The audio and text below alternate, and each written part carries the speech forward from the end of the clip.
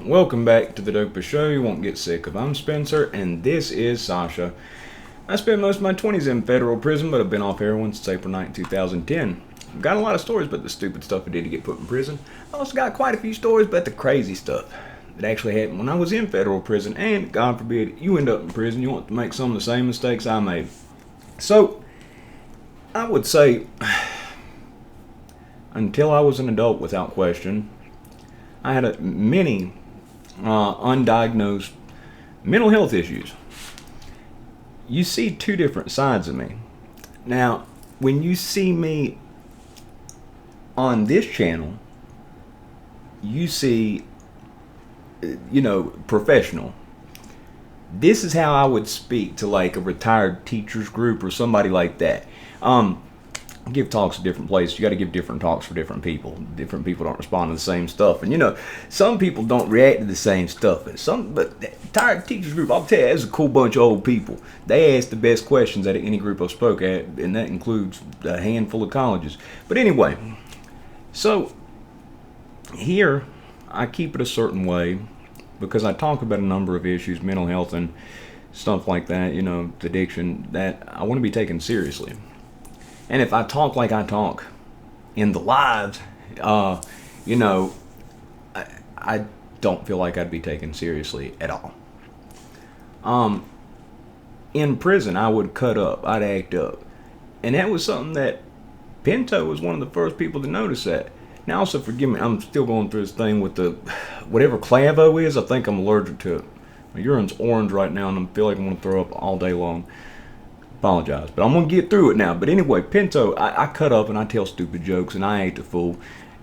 I like to have fun. I like to smile. And some people in prison, some of the old people, you think they were having fun in prison? Well, shoot, you can put me anywhere, and I mean, I'm not gonna enjoy it better than being free, okay? But being miserable, for the most part, is a choice. Being offended is also a choice. There are a number of things that are choices, So anyways, I try to stay optimistic regardless of the situation. I'll freak out for all of probably an hour, then I'll start thinking, what's the upside of this? When I found out that I had been told on for something I didn't do by my childhood friends, by half a dozen of them, I accepted that the minimum mandatory. I was going to do 20 years in federal prison, but I was only I think I was like 22, 21 at the time. So I thought, well, I'll be 41, 42 when I get out. I'll work out like crazy. I'll be able to find a nice woman when I get out. It won't be the end of things. It sucks, but it won't be the end of things. And I was getting ready to just take it. I was getting notes from my co-defendant's friends, I guess, telling me I need to take it because I didn't have as long of a record. I told my lawyer, and he's like, he said something that politically is not correct, but he asked me if I was stupid, is what he asked me, in a different wording. He said, minimum mandatory means minimum, and it's mandatory. So on 20, you do 17. And he said, and that's if they combine the two 20s together. He says, you're facing 40 to life in prison. And, I'm way too optimistic about it. But even if I had spoke up and been like, I got told on by the person who did it, okay? So imagine somebody like told on you for what they did, and you're facing 40 to life. It didn't matter if I were to speak to any of that. They lawyers like, I'm gonna try to get. I'm like, I don't know, man. I don't know. I got to talk to some people, see what the rules are about this. Because I mean, if I'm going to prison for a long time, I don't want to get poked up. I said, I know I got told on by the person who actually did it, but I said, what? And he's like, man. He said, like he was getting ready to have. I don't know what a conniption is, but he was getting ready to have one. Whatever conniption is, he's getting ready to have one of them. I know it means you're in a tizzy, basically. So anyway, Lord have mercy, that was an awful time. The guy whose life I saved, Brian Goebel, I had I'd met him the day before. Childhood friend of the dealer who actually sold him the drugs that he overdosed on, that I saved his life when he took. Spoke up for me, and they found out I didn't do any of that. That it just happened in my apartment. And there was a really ambitious agent that really went after it. But anyways, being through the system and all this stuff, my mind works differently. I analyze everything. You always hear me talking about how tall and how much I think somebody weighs. I look at if they got long arms, short arms, what's their reach, My mind just works differently. And also on these lives, you see me cutting up and everything. Yeah, I am playing it up. I'm trying to go for laughs. I've considered doing stand-up comedy. I think I got a few. And what's funny is it's not really even comedy. It's just me telling some stories. But like where I'm somewhere on the spectrum, either Asperger's or autistic, I'm unintentionally funny. Sometimes it's intentional, but a lot of the times on this channel, most of the comedy is unintentional. So I get wired up, and like I get wired up like Joey Diaz, and I'll get to like, what are you talking about, your momo, like that type of thing on the other stuff, and I'll cuss like a sailor too. It's funny because I didn't cuss at all for like the majority of the last, for like the majority of the last 4 years, I'd say. First year I was at, I cussed a lot. But on the secondary channel, it's funny. It's funny. It's comedy with it. Day-to-day life, I try not to do that. But,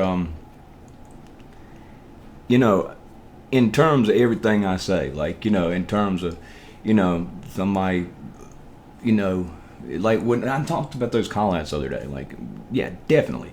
If somebody wants to, I will definitely do that. That's something where my mind works differently. See, I looked at that as the most analytical thing ever. So, who gets respect in jail? Who gets respect in prison? Bad dudes who could fight, dudes who were tough. So, okay, well, I'll make myself tough. That's what I thought. I know it sounds corny, but it was not easy.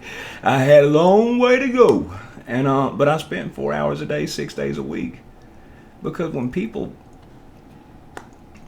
irk and pick at me, like, and I was in so scrawny and so messed my body up so bad that I knew I didn't, I hadn't trained back then, didn't know much about fighting, but I was just so scrawny and just destroyed myself so much. 135 pounds and skinny fat. I picked my battles. Yeah, I picked my battles. My biggest weapon was my brain. I talked about thinking that David Hasselhoff guy was going to get my butt.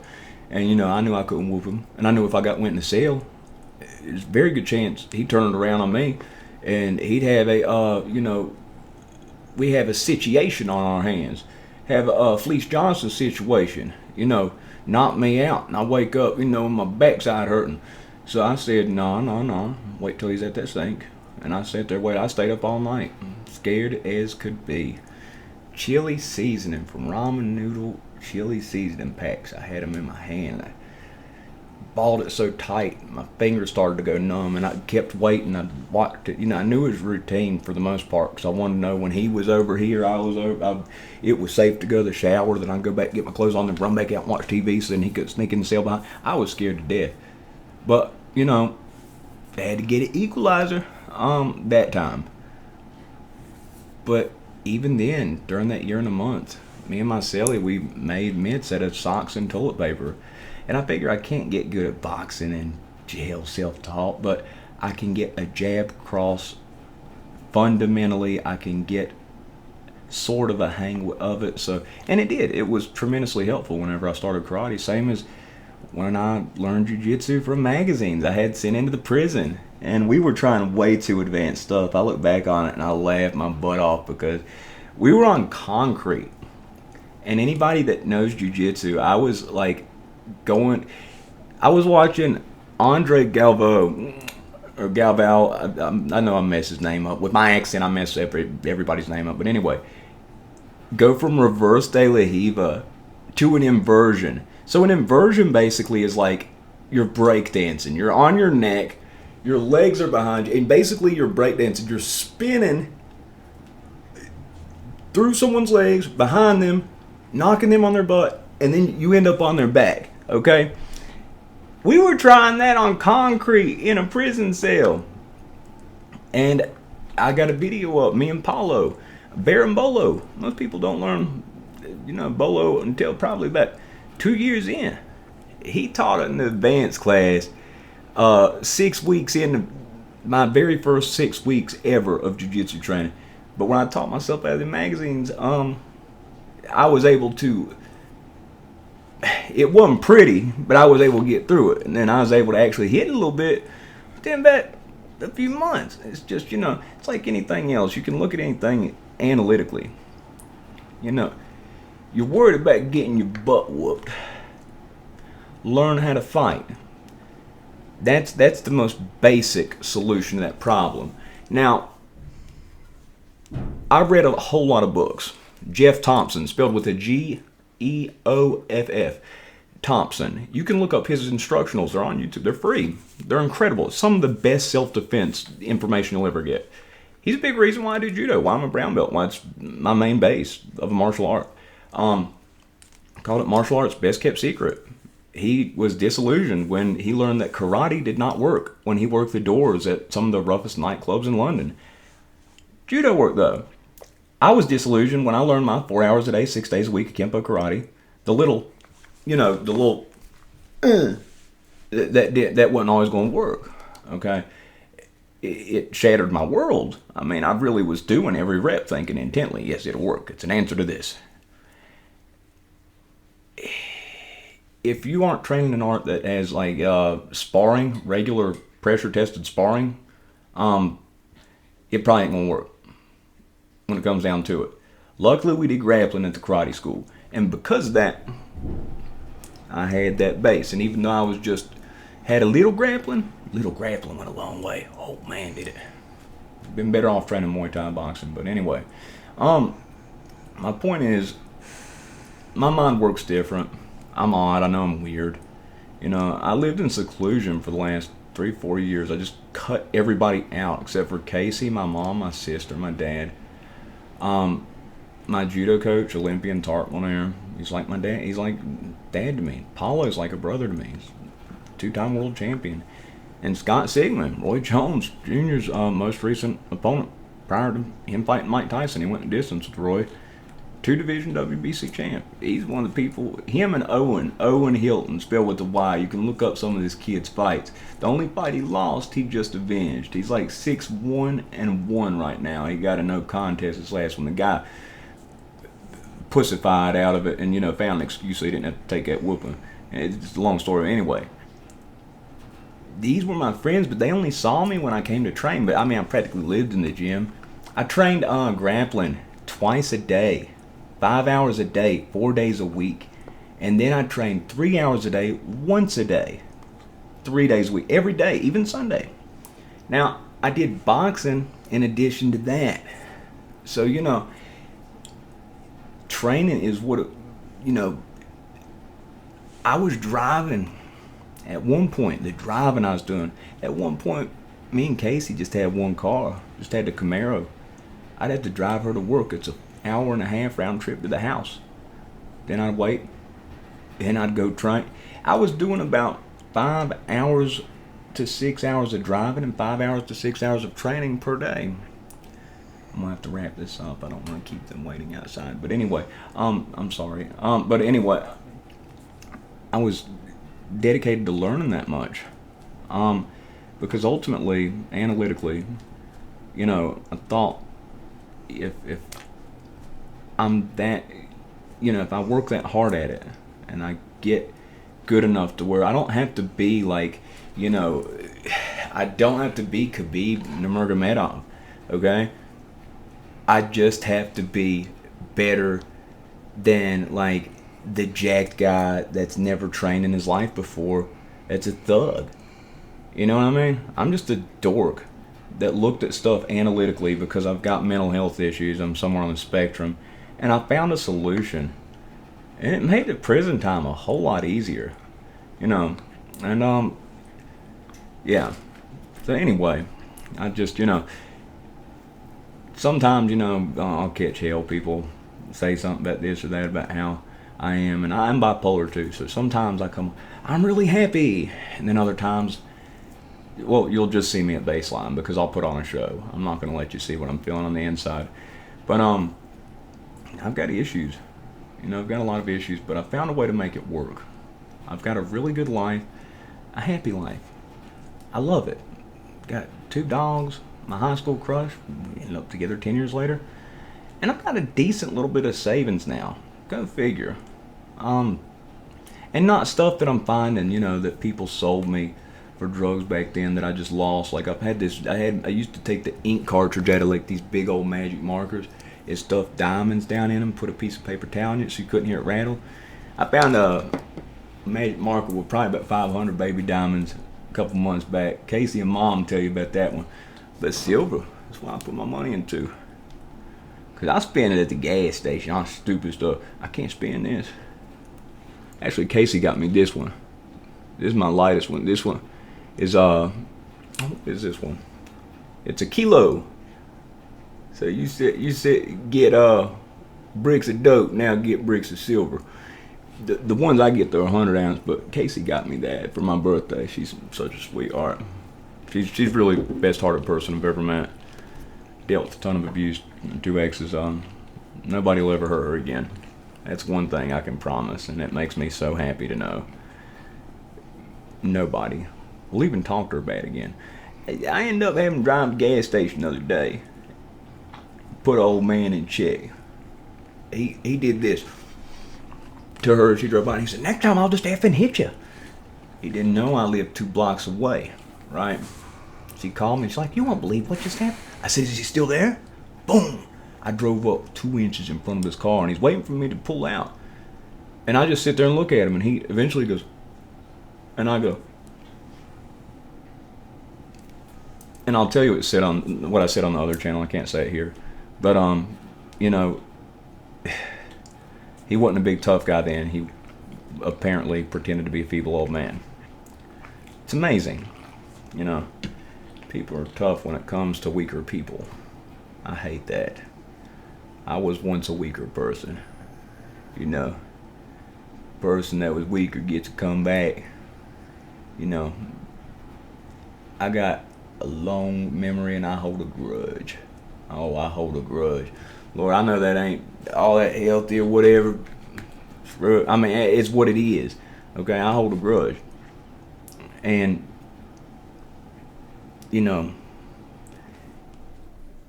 universe has a weird way of putting you in front of people. And letting things happen. If you're living right. If you're doing right. And I try to do the best. You know, I'm really trying to help promote a good many people on here and everything else. Guys that I think are good. Try to be a good person in my family. Try to be good, help a lot of people out.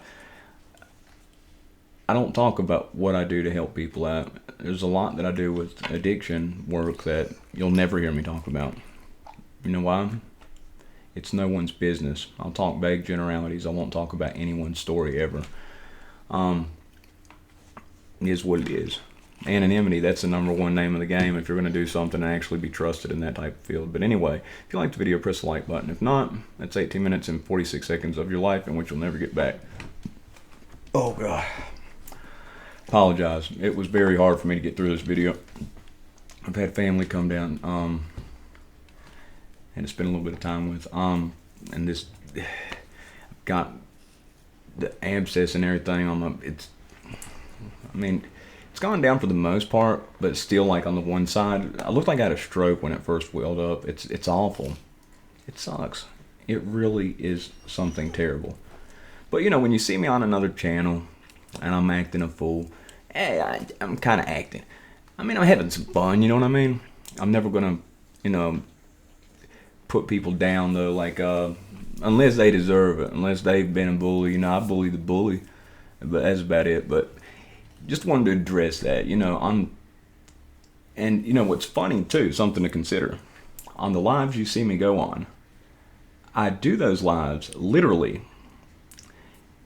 within an hour or so of when I record this video right here that you're watching right now. this guy right here is the same guy you see go on the lives and act a fool. Talk about he's the white version of ODB. Yeah, talking crazy and everything. That's me, you know.